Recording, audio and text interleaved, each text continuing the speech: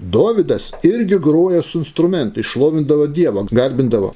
Čia tipiškas yra tų kabutėse atgimusių iš aukšto kalbančių kalbom ir plojančių, šokančių per savo susirinkimus sektų bruožas. Dažniausiai jie duoda šitą kaip argumentą. Dabar aš šiandien parodysiu, ant kiek jie nežino švento rašto. Šventas raštas sako, kuomet sugriauta šventykla nėra šventyklos žemiškos.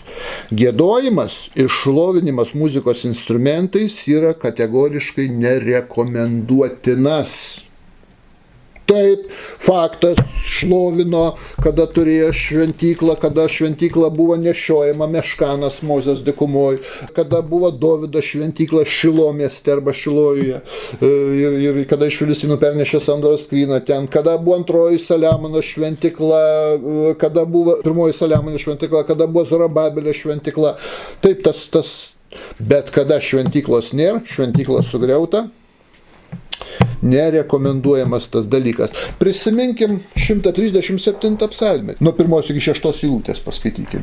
Prie Babilono upių sėdėjome. Kalba apie tremtį, kada šventykla sugriauta ir nebėra valstybės pagal Toros įstatymus Izraelio. Ir tada koks principas? Prie Babilono upių sėdėjome ir verkime atsimindami Sioną. Ten ant gluosnių šakų pakabinama savo arfas. Nenaudojamos arfos, pakabinamos muzikos instrumentai. Kodėl? Nes mūsų trėmėjai mums liepia giedoti, kurie mūsų apiplėšė ragino džiūti, pagiedokite mums Siono giesmių. Pažiūrėkite, akcentas 4 eilutė. Kaip giedosim viešpaties giesmę svetimoje šalyje?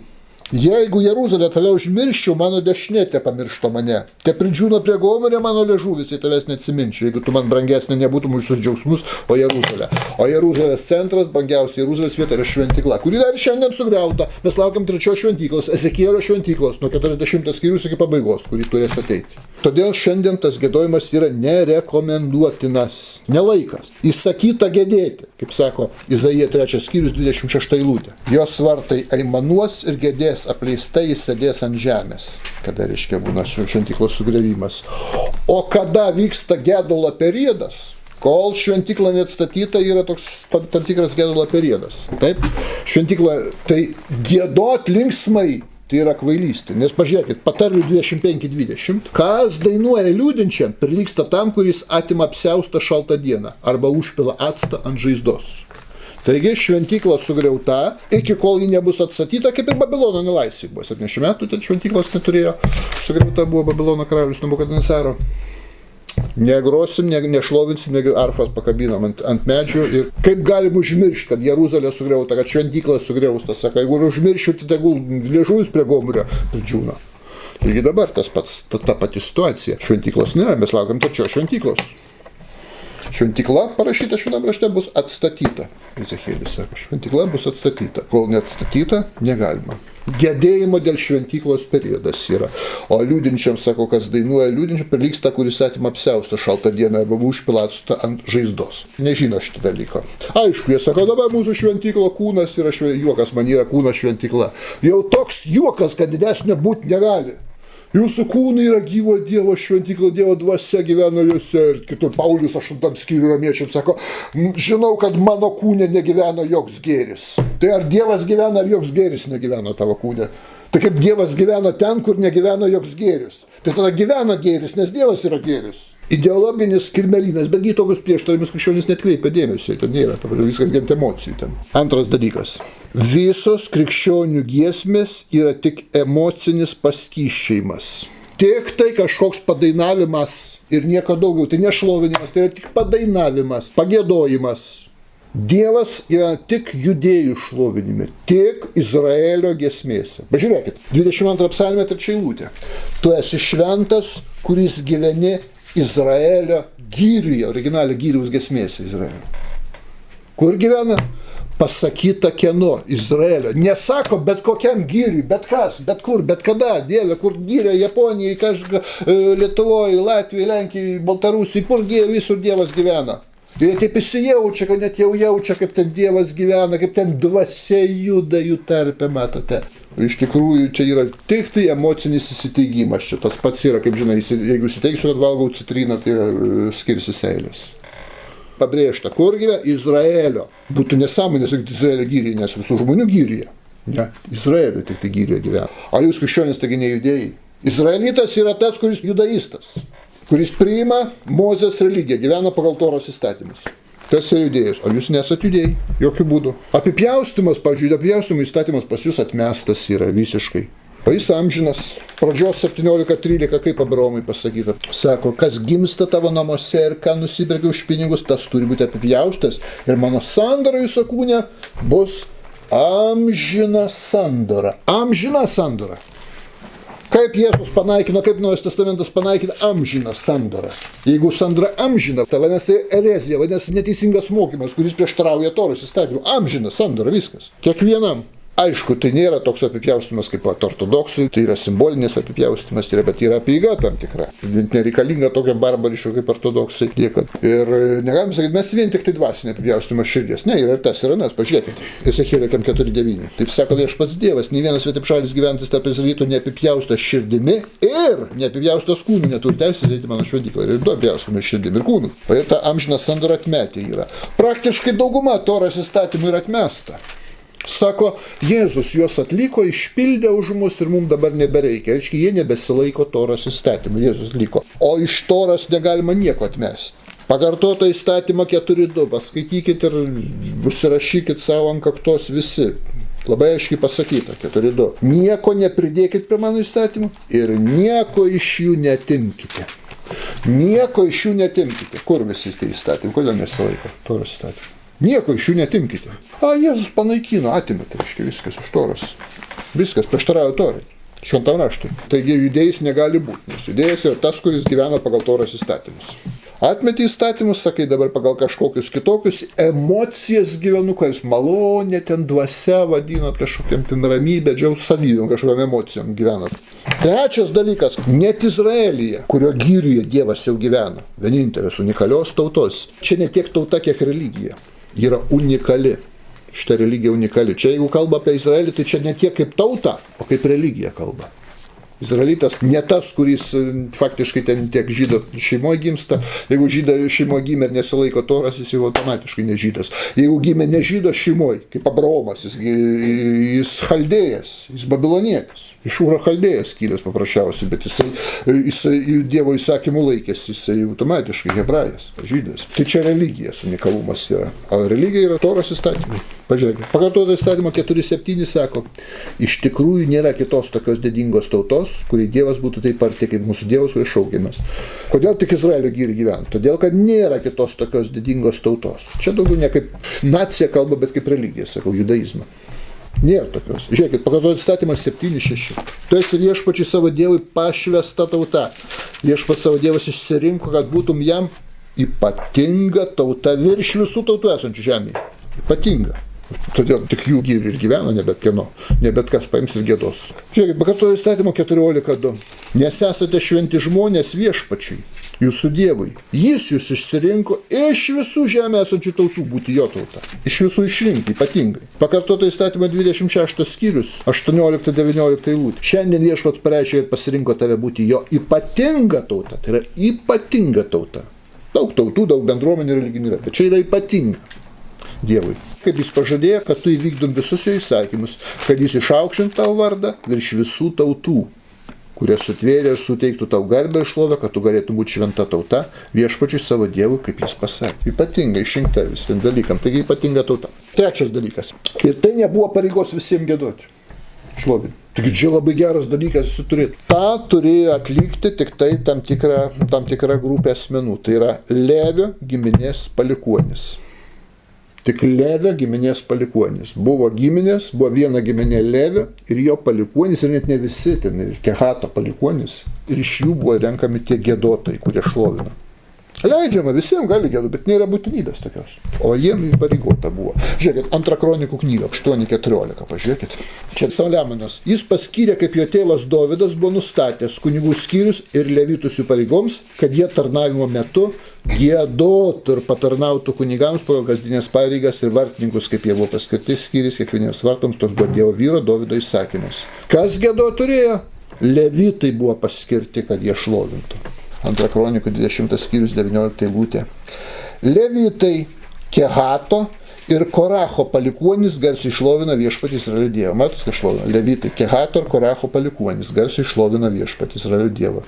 2 Kronikų 29 skyrius, 25-26 eilutė. Ezekijas, teisusis karalius Ezekijas, čia ką daro, pastatė prie viešpatės namų levitus su cimbolais, arfomis ir psalteriais pagal karaliaus Dovydo regėtojo Gado ir pranašo Natano nurodymus, kai buvo įsakęs viešpats per savo pranašus. Levitai stovėjo su Dovydo instrumentais, o kunigai su trimitais. Matot? Levitai. Jau trimitus pūs, bet levitas negalėdavo. Pūsdavo tik kunigai, Koenas, Araono palikuonis. Jūs čia niekaip nei su levitais nieko bendro neturit, nei su Kehatu, nei su Izraeliu, nei su judaizmu. Taip, kad nereikia apsisvaigo, čia mes Izraelis, o čia mes šiek tiek mes čia Dievo vaikai, tai taip patys pasiskyrė, taip toliau. Jėzus paskyrė. Ne bet kas ir ne bet kam reikia. 4 momentą, ką dar krikščionis nežino. Krikščionių konkrečiai giedojimas ir šlovinimas, kaip jie vadina, tai yra Biblijos požiūris, stabmeldyste. Ką jie šlovina? Dievą, ne velnio. Jie šlovina Jėzų. Jie šlovina ne Dievą, o Jėzų. Dievažmogi Jėzus, sako, toks Dievas ir žmogus, kartu antras švenčiausios trejybės asmuo ir taip toliau, jie šlovina Jėzų. O tai yra stabmeldybė. Žmogų laikyti Dievu pagal Torą. Kodėl? Šventas raštas sako, kad Dievas negali būti žmogus. Dievas nėra žmogus. Kaip jūs vadinate Seno testamento mokymas. Dievas negali būti žmogus. Ir negali būti žmogaus sūnus. Dievas ne žmogaus sūnus. Jis sako, Jėzus yra Dievas, žmogaus sūnus, o mes jį garbiname. Tai iškia ne Dievas, nes Dievas negali būti. A jūs garbinate iškia ne Dievą tada, kaip Dievą. Ne Dievą garbinat kaip Dievą. Mum Jėzus Dievas. Ne Dievas, ne žmogus, negali būti Dievas. O jeigu negalite, jūs garbinat žmogų kaip Dievą, jūs dar didžiulę nuodėmę. Pažiūrėkit, skaičių 23:19. Dievas kas yra toks? Ne žmogus. Iškiaunintai sako, Dievas yra ir žmogus. Dievas ir Dievas ir žmogus. Ir ne žmogaus sūnus, kad pakeisiu savo nuomonę. Dievas nėra žmogus ir nėra žmogaus sūnus. Pasakyta labai aiškiai, Toroje skaičių 23:19. Kas nėra Dievas? Tora sako, Dievas ne žmogus, ne žmogaus sūnus. Mes klausom, kas yra jūsų tas Jėzus? Dievas ir žmogus kartu. Žmogaus sūnus ir Dievo sūnus tuo pat metu. Prieštarauja Torai. Tai yra klaidingas mokymas. Iš kur mes žinom, kad klaidingas mokymas, nes prieštarauja Torai. Nes Tora sako, Dievas ne žmogus ir ne žmogaus sūnus. Tai jūs garbinat Jėzų kaip Dievą, jūs darot stabmeldybę, nes jis ne Dievas. Nes Dievas nėra žmogus ir žmogaus sūnus. Čia ne viena vieta, žiūrėkit, 1 Samuelio 15:29. Izraelio galybė nemeluoja ir nepersigalvoja, nes jis ne žmogus, kad persigalvoja. Dievas ne žmogus. Ateina krikščionis ir sako, Dievas yra žmogus taip pat, ne tik Dievas. Jis yra Jėzus. Ačiū, nereikia pasakyti, ne žmogus. Žiūrėkim toliau, Jobo 9:32. Jis nėra žmogus kaip aš. Apie Dievą kalba. Jis nėra žmogus kaip aš. Pagal krikščionis jis yra žmogus kaip ir mes. Jėzus yra Dievas, bet jis yra žmogus kaip ir mes toks pat. Valga, miega, miršta, gimsta, auga. Juokiasi. Ne, jis niekada nesiekia. Psichai nesijuokia niekada. Niekur nerasti Evangeliją, kad jis būtų juokęsis. Prie jo psichinio sutrikimo nėra tokios funkcijos juokas. Žiūrėkim toliau, Ozėja 11:9. Aš nesielgsiu pagal savo rūstybės susidegimą, čia Dievas kalba, nesunaikinsiu Efraimo. Aš esu Dievas, ne žmogus, šventas tarp jūsų aš. Dievas sako, aš ne žmogus. Krikščionis sako, Dievas yra ir žmogus. Tai pati baisiausia stabmeldybė. Pagal Torą jį verta mirties. Mirties bausmė turi būti. Pagal Torą sutvarkytųjų valstybė, visuomenė turi būti mirties bausmė. Tai va, 5 dalykas. Kodėl krikščionys gieda, šlovina? Maldos forma, sako, malda. Pas katalikus neatsakoma, kas gieda, tas dvigubai meldžiasi. Krikščionys nesilaiko Toros įsakymų. Nei Noacho įstatymų, nei 613 micvų Izraeliui duotų. Nesilaiko nei vienų, nei kitų. O jeigu nesilaiko įstatymą, tai geriau net nesimelsti.